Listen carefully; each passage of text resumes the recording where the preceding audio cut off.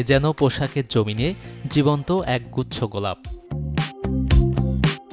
কেউ পোশাকে ফুটিয়েছেন প্রকৃতি, কেউ আবার বৈচিত্র্যপূর্ণ ডিজাইনে সাজিয়েছেন নিজেকে।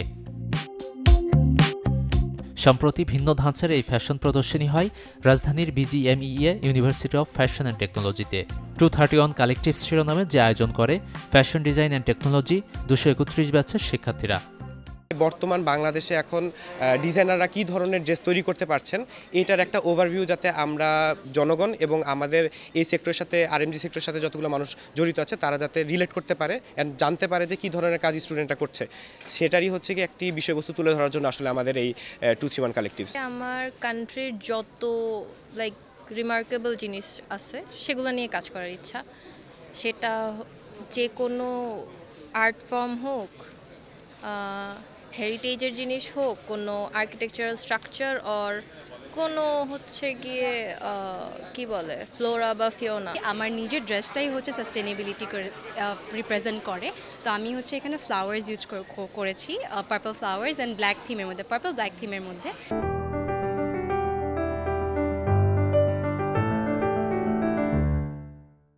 সো আমার ফেব্রিকগুলোও হচ্ছে আপনার অনেকটা ন্যাচারাল ফেব্রিকের মধ্যে পড়ছে।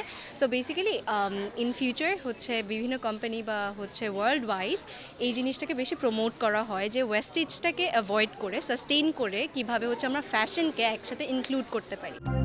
আয়োজনে উপস্থাপন করা হয় 64টির বেশি পোশাক, যেখানে অংশ নেন 37 জন মডেল এবং 34 জন ডিজাইনার। প্রতিটি পোশাক তৈরি হয়েছে শিক্ষার্থীদের নিজস্ব নকশা, কারিগরি দক্ষতা এবং ধারণার উপর ভিত্তি করে।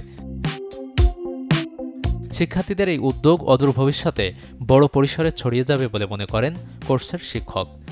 ডেফিনেটলি আমাদের স্টুডেন্টরা তো বের হয়ে বিভিন্ন জায়গায় কাজ করছে। প্রথমত আমাদের লোকালি, ইন্টারন্যাশনালি এবং মাল্টিন্যাশনাল কোম্পানিতে বাংলাদেশের গার্মেন্টস সেক্টর আমাদের বিভিন্ন ভালো ভালো পজিশনে আছে। আর তারা যেমন এই কালেকশানে আপনারা দেখবেন যে ওয়েস্টার্ন কালেকশন আছে, ট্রেডিশনাল ওয়্যার আছে, মানে বোথ এবং কন্টেম্পোরারি ওয়ার্ক, অ্যাডভান্স ওয়্যার এবং ক্রিয়েটিভ ওয়ার্কগুলিও আছে। সো আমরা এখান থেকে ডিজাইনগুলি বিভিন্ন জায়গায় যাচ্ছে। বাংলাদেশের ফ্যাশন ও তৈরি পোশাক শিল্পের ভবিষ্যৎকে আরও শক্তিশালী করার পাশাপাশি শিক্ষা ও শিল্পের মধ্যে কার্যকর সেতুবন্ধন তৈরি করবে এ ধরনের উদ্যোগ, এমনটা মনে করেন আয়োজকরা। গাজী আনিস, চ্যানেল 24, ঢাকা।